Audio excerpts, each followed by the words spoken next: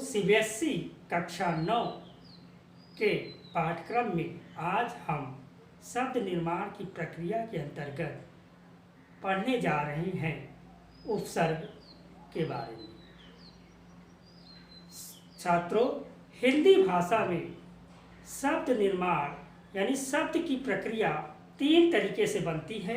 शब्द रचना 3 तरीके से बनते हैं। पहला है उपसर्ग, दूसरा है प्रत्यय और तीसरा है समास।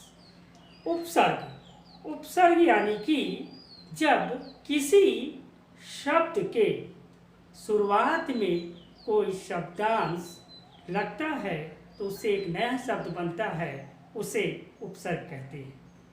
जैसे सुयोग यानी योग शब्द में सु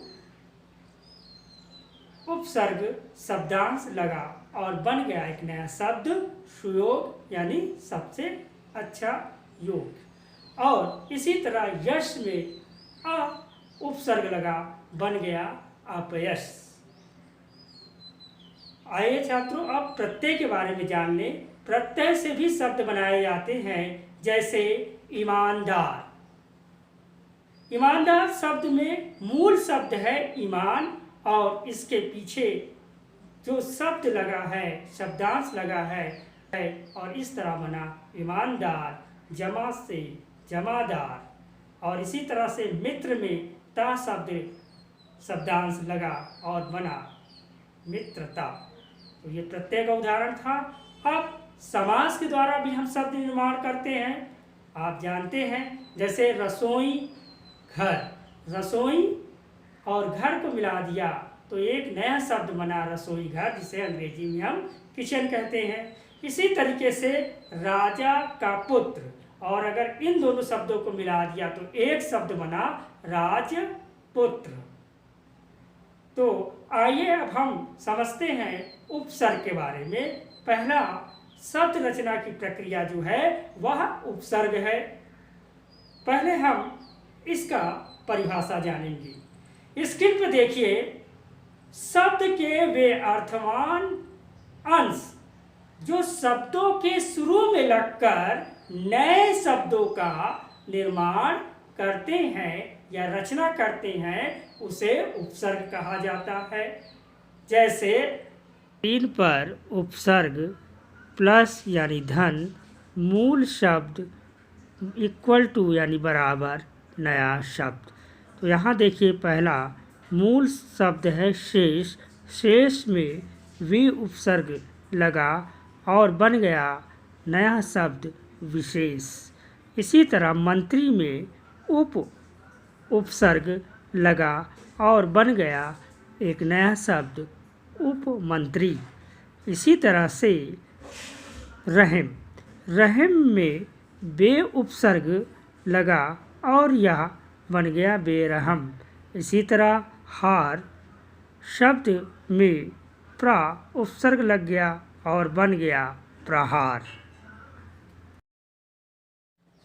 छात्रों, अब हम उपसर्ग के भेद के बारे में पढ़ेंगे। जैसे जैसे जिस तरह से उपसर्ग हिंदी भाषा में आए हैं, उस आधार पर उपसर्ग होते हैं 3 तरह के। पहला तत्सम उपसर्ग। तत्सम उपसर्ग संस्कृत भाषा से सीधे लिए गए हैं। जैसे अति शब्दांश को ले ले, अति का मतलब अधिक, और इससे बना अतिरिक्त शब्द यानी अति धन रिक्त। इसी तरह संस्कृत का एक उपसर्ग है अनु। अनु से बना शब्द अनुवाद। छात्रों, अब संस्कृत के कुछ तत्सम उपसर्ग के बारे में पढ़ेंगे। तत्सम उपसर्गों की संस्कृत में संख्या होती है 22। संस्कृत से यानी कि तत्सम उपसर्ग पढ़ेंगे। पहला देखिए अति। अति का अर्थ होता है अधिक यानी ज़्यादा। तो अति शब्द अगर अधिक में लग गया तो और अधिक हो गया, तो ये बन गया अत्यधिक। इसी तरह अंत मूल शब्द है और उसमें अति लग गया तो बन गया अत्यंत। इसी तरह रिक्त मूल शब्द में उपसर्ग अति लगा तो बन गया अतिरिक्त। स्क्रीन पर देखिए, सबसे नीचे लिखा है अतिशय और इसमें शय में अति उपसर्ग लग गया तो बन गया अतिशय। उपसर्ग है अधि। अधि उपसर्ग का अर्थ होता है श्रेष्ठ या ऊपर। इससे बने शब्दों को देखिए, यहाँ मूल शब्द कार है और उसमें अधि उपसर्ग लग गया तो एक नया शब्द बना अधिकार। इसी तरह से पति शब्द मूल शब्द है और इसमें उपसर्ग लगा अधि बन गया अधिपति। इसी तरह नायक मूल शब्द में अधि उपसर्ग लगने से अधिनायक शब्द बनता है। छात्रों, अब हम एक नया उपसर्ग पढ़ेंगे अप।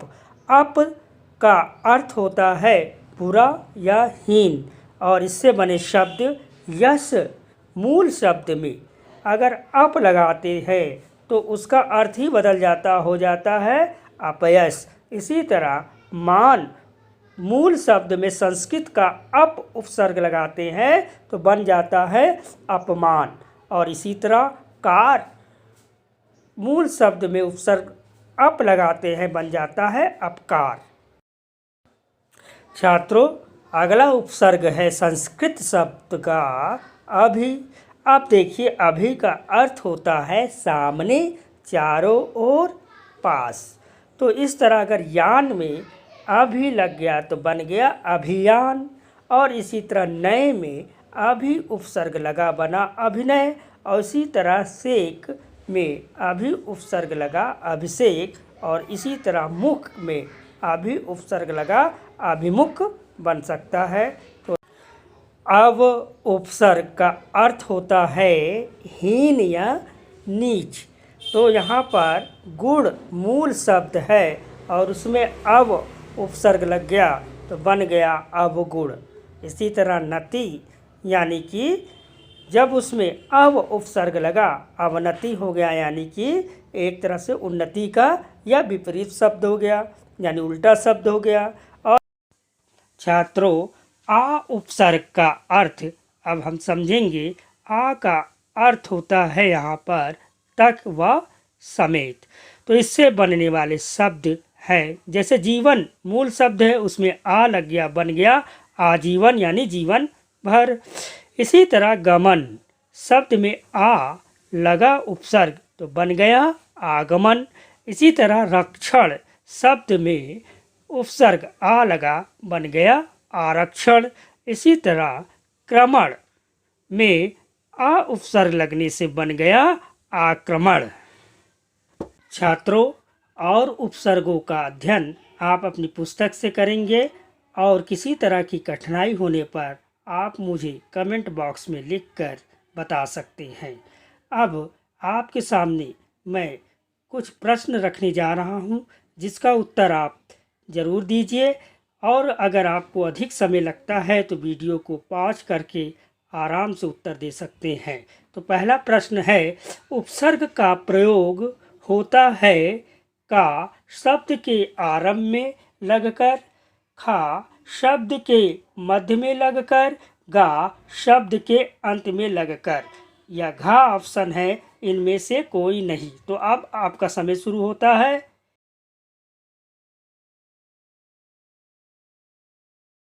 तो छात्रों, इसका उत्तर आपने दे दिया होगा और उत्तर है शब्द के आरंभ में यानी शुरुआत में लगता है उसे उपसर्ग कहते हैं। अगला प्रश्न है, निम्नलिखित प्रश्नों के उत्तर दीजिए। अत्यंत शब्द में कौन सा उपसर्ग लगा है? तो पहला विकल्प है का यानी अत्य, दूसरा विकल्प है अति और तीसरा विकल्प है अति और चौथा विकल्प है इनमें से कोई नहीं। तो आपका समय शुरू होता है अब।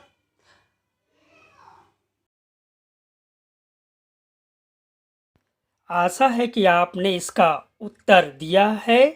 तो इसमें तीसरा उत्तर अति सही है। अति अंत के साथ लगकर अत्यंत संधि के कारण बन जाता है। तो दूसरे तरह का उपसर्ग होता है तद्भव। तद्भव यानी संस्कृत से और हिंदी से लिए गए ऐसे उपसर्ग जो हिंदी भाषा के बन गए, उन्हें हम तद्भव उपसर्ग कहते हैं। जैसे पर से उपसर्ग से हम बना सकते हैं दादा के साथ जोड़ दे तो परदादा, नाना के साथ जोड़ दे पर नाना, इस तरह से। और एक है नि उपसर्ग, इसे निहत्या शब्द बना सकते हैं, यानी बिना किसी हथियार के। तो इस तरीके से देखा जाए तो यह दूसरा तद्भव भी हम आगे पढ़ेंगे। आइए अब पढ़ें तद्भव उपसर्ग के कुछ उदाहरण। यहाँ पर आ उपसर्ग का अर्थ अभाव या निषेध यानी मना करना, निषेध का अर्थ हुआ। तो इससे बने शब्द मान लीजिए छूता में आ लग गया तो अछूता हो गया। इसी तरह था मूल शब्द है और उसमें उपसर्ग आ लगा अथाह हो गया, यानी किसी चीज़ की था नहीं है, सीमा नहीं है। और टल में आ लग गया अटल हो गया। का उपसर्ग का अर्थ बुरा व हीन होता है और इस तरह से पूत मूल शब्द, पूत माने पुत्र होता, मूल शब्द के आगे का लग जाए तो इसका उल्टा अर्थ हो जाएगा, यानी कपूत जो अच्छा पुत्र नहीं है। इसी तरह चोट पर का आगे लग जाए तो कचोट हो जाएगा। अगला उपसर्ग है भर। भर का अर्थ होता है पूरा और अगर पेट शब्द के आगे भर लगता है तो भर पेट, यानी पेट भर खाने की बात। इसी तरह भरपूर, यानी इसमें भरपूर शब्द भर उपसर्ग लगा है। इसी तरह भरसक यानी पूरी तरीके से, यानी भरसक का अर्थ क्या हुआ, पूरी तरीके से। यहाँ सु उपसर्ग स्क्रीन पर दिखाई दे रहा है जिसका अर्थ अच्छा है। डौल में सु लग गया सुडौल, जान में सु लग गया सुजान और फल में सु लग गया सुफल, यानी सुफल काम हो गया। इस तरह के नए शब्द बन सकते हैं। अब तक आपने पढ़ा तो दो प्रश्नों का उत्तर आप दीजिए। इसमें पहला प्रश्न है सुफल शब्द में कौन सा उपसर्ग लगा है? पहला का, सु, खा, सु और गा, सुफ और घा, इनमें से कोई नहीं। अपना उत्तर आप कमेंट बॉक्स में ज़रूर लिखें और आपका समय शुरू होता है अब।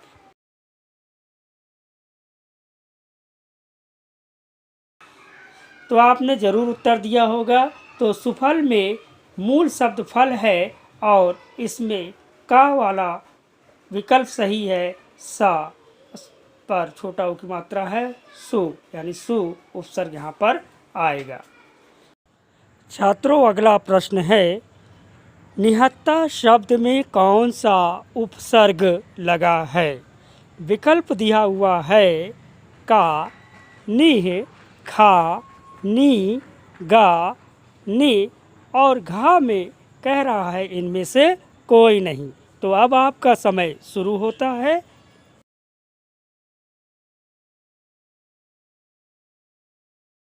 आशा है आपने जवाब दे दिया होगा।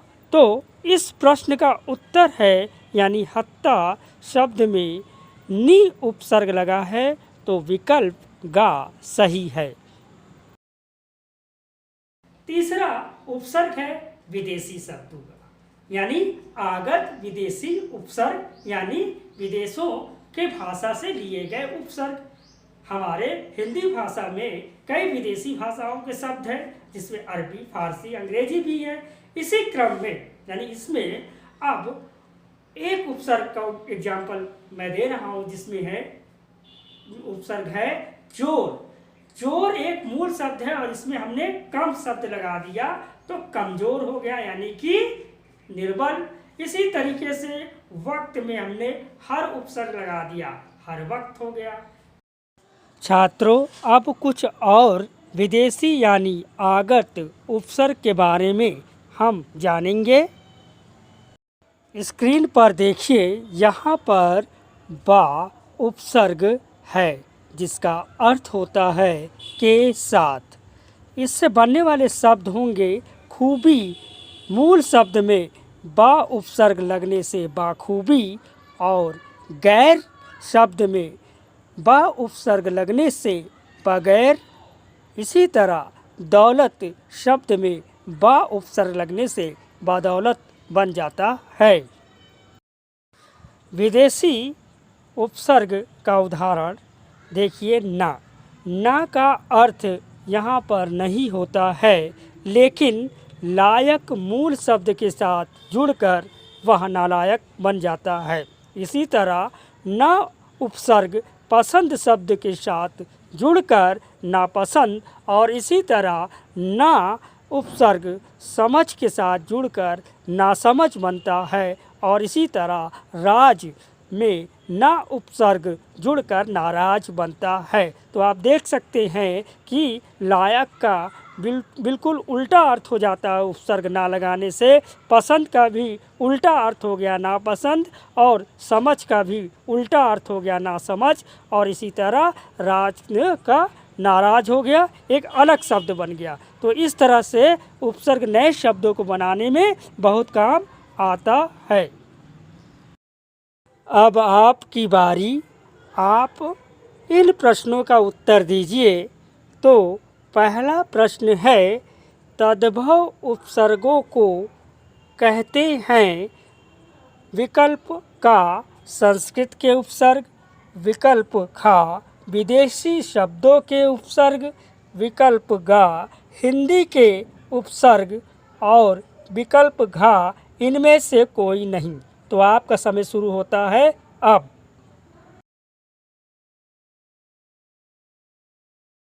तो इस प्रश्न का जवाब है कि तद्भव उपसर्ग होते कौन से हैं? हिंदी के उपसर्ग होते हैं। तो उत्तर होगा विकल्प गा हिंदी के उपसर्ग। अगला प्रश्न है कि बेशर्म शब्द में कौन सा उपसर्ग लगा है? विकल्प का में बे, विकल्प खा में बेश, और विकल्प गा में बा, और खा विकल्प में इनमें से कोई नहीं। तो आपका समय शुरू होता है अब। तो आपने बता दिया होगा कि इसमें बेशर्म शब्द में बे उपसर्ग लगा है, और इसका मूल शब्द है शर्म, बेशर्म यानी कि जिसे लाज नहीं आती है। छात्रों, इस प्रश्न का जवाब आप कमेंट बॉक्स में ज़रूर दीजिएगा। प्रश्न है कि हर उपसर्ग से दो शब्द बनाइए। तो छात्रों, इस तरह से आज हमने उपसर्ग के तीनों भेद को पढ़ा। लेकिन छात्रों, उपसर्ग से संबंधित कई प्रश्नों की एक वीडियो क्लास भी मैं लेकर आऊँगा, जिसमें आप इस तरह के कई प्रश्न जो परीक्षा भवन में उलझाने वाले होते हैं उनका जवाब कैसे देंगे, इस बात पर चर्चा करेंगे। तो अगर आपको यह वीडियो क्लास पसंद आई हो तो लाइक, शेयर और कमेंट करना ना भूलें।